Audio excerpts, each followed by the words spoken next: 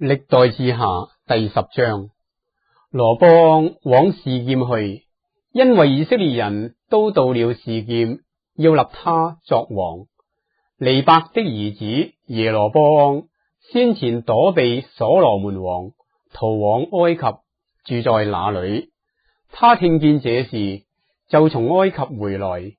以色列人打發人去請他，他就和以色列眾人來見羅波安，對他說：你父親使我們負重軛作苦工，現在求你使我們作的苦工負的重軛輕鬆些，我們就侍奉你。羅波安對他們說：第3日再來見我吧。民就去了。羅波安之父所羅門在世的日子，有侍立在他面前的老年人。羅波安王和他們商議說：你們給我出個什麼主意，我好回復這民。老年人對他說：王若恩待這民，使他們喜悅，用好話回復他們，他們就永遠作王的僕人。王卻不用老年人給他出的主意，就和那些與他一同長大，在他面前侍立的少年人商議說：這民對我說，你父親使我們負重軛，求你使我們輕鬆些。你們給我出個什麼主意，我好回復他們。那同他長大的少年人說：這民對王說，你父親使我們負重軛，求你使我們輕鬆些。王要對他們如此說：我的小拇指比我父親的腰還粗。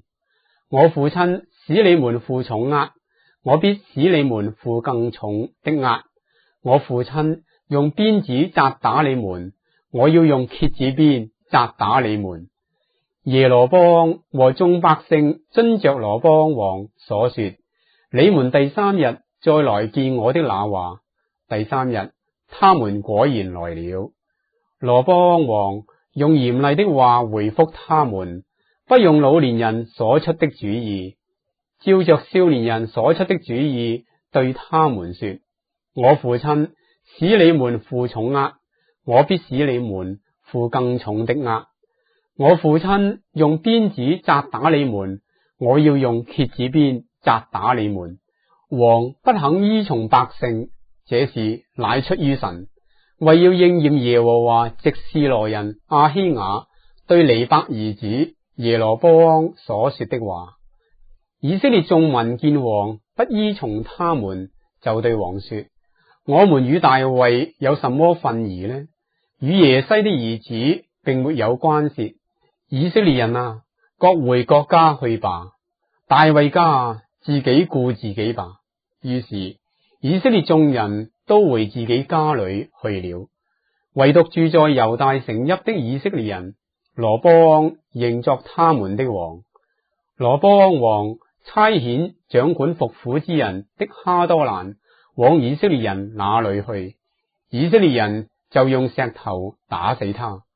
羅波安王急忙上車，逃回耶路撒冷去了。這樣以色列人背叛大衛家，直到今日。